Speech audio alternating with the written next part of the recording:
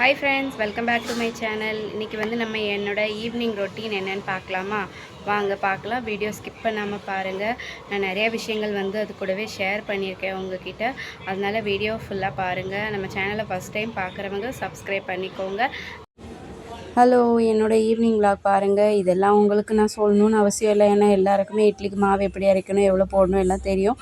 அதனால நான் வந்து என்கிட்ட ஒருத்தவங்க கமெண்டில் ஒரு கொஸ்டின் கேட்டிருந்தாங்க ஒரு வீடியோவுக்கு. அதுக்கு எக்ஸ்பிளைன் பண்ணிடுறேன் இந்த வீடியோ மூலமாக.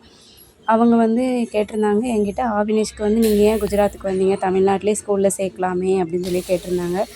என்ன பண்ணுறது, தமிழ்நாடு வந்து வந்தாரே தான் வாழ வைக்கும். அங்கேயே பிறந்து வளர்ந்தவங்களும் கஷ்டம்தான் படுத்தும். நான் எல்லாரையும் சொல்லலை, நிறைய பேர் என்ன மாதிரி இருக்காங்க, இருக்கிறவங்கள சொல்கிறேன்.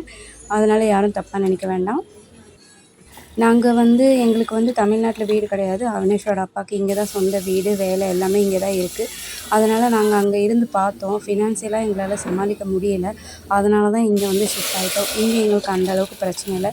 எங்களுக்கான தேவையை எங்களை சமாளிச்சுக்கிற அளவுக்கு எங்களுக்கு வந்து இங்கே இருக்குது. அதனால் இங்கே வந்து ஷிஃப்ட் ஆகிட்டோம். அதுதான், வேறு ஒன்றும் கிடையாது. சரி, ஆவினேஷுமே இங்கே பழகிடுவான், கொண்டு வந்துடலாம் அப்படின்ற ஒரு நம்பிக்கையில் தான் இங்கே வந்தோம். வேறு என்ன சொல்கிறது. நாங்கள் ஃபஸ்ட்டு குஜராத்தில் தான் இருந்தோம். ஒரு ஆவினேஷ்க்கு 3 வயசு வரைக்கும் இங்கே தான் இருந்தோம். அதுக்கப்புறம் அவனுக்கு இந்த மாதிரி இருக்குது அப்படின்னு தெரிஞ்சதுக்கப்புறம் ஸ்கூலு, தெரப்பி எல்லாமே நம்ம வந்து இங்கே கண்டினியூ பண்ண முடியல, லாங்குவேஜ் தெரியல அப்படின்னு சொல்லிட்டு அவனுக்கு தெரிஞ்ச இடத்துலே போகலாம் அப்படின்னு சொல்லிட்டு எங்கள் அம்மா வீட்டில் போய் இருந்து தான் நான் அவனை வந்து தனியாக வச்சு ஸ்கூலு, தெரப்பி எல்லாமே பார்த்துக்கிட்டேன்.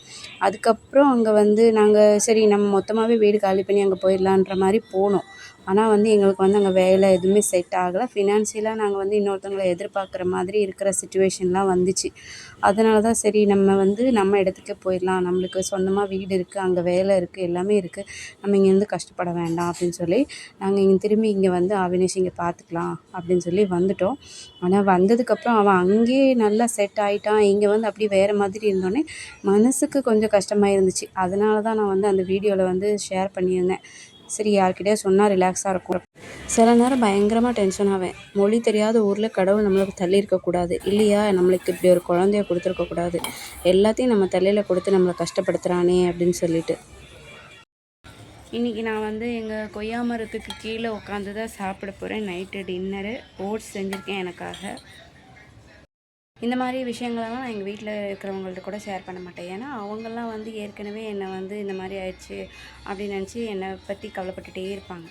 அப்போ வந்து நான் அவங்கக்கிட்ட மறுபடியும் இதெல்லாம் சொன்னால் அவங்க இன்னும் நான் இப்படிலாம் ஃபீல் பண்ணுறேன் அப்படின்னா அவங்க வந்து ஏற்கனவே ரொம்ப ஃபீல் பண்ணுவாங்க. அதனால் அவங்கக்கிட்டலாம் சொல்ல மாட்டேன். இது யூடியூப்பில் அன்றைக்கி வந்து இதுவுமே எங்கள் வீட்டில் உள்ளவங்களாம் பார்த்துட்டு ரொம்ப ஃபீல் பண்ணாங்க. ஏன் இந்த மாதிரி வீடியோ போட்ட, ஃபீல் பண்ணி அப்படின்னு சொல்லி கேட்டாங்க என்கிட்ட. சரி, அதுக்கப்புறம் நான் வந்து இந்த மாதிரி எனக்கு திடீர்னு தோணுச்சு பண்ணிட்டேன் அப்படின்னு சொன்னப்போ சரி உன் இஷ்டம்னு சொல்லி விட்டுட்டாங்க.